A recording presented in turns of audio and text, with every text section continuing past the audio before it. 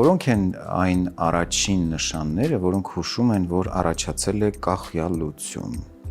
եւ վտանգ է ներկայացնում հատկապես սեռական առողջության։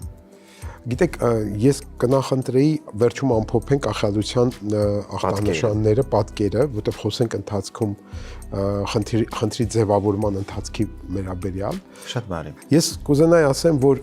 ինքնադրսևորման ժամանակ, հատկապես վաղ պատանեկան տարիքում, երբ որ սեռական հասունացման բուռն ընթացք է սկսվում, երբեմն կարող է լինել, որ պատանին վախենա դեռևս իր համար անծանոթ, կարևոր չի որում իգական կամ արական սեռի ներկայացուցիչ, նա կարող է վախենալ այդ հարաբերության ընթացքից, որովհետև իր համար անծանոթ, անսովոր բան է։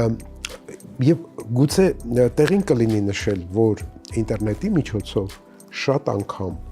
երեխաները նաև կրթվում են սեռական կյանքի վերաբերյալ։ Մենք ապրում ենք այնպիսի մի հասարակության մեջ,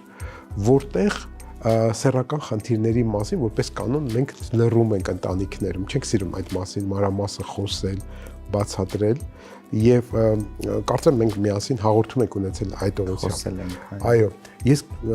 ինչու եմ սա հատկապես շեշտում, որովհետեւ քանի որ մեր ընտանիքներում այս թեման եւ շատ երկրներում է այդպես փակ թեմա է, տաբուացված։ Այո, ինտերնետի միջոցով նրանք կարող են տեղեկություններ ստանալ։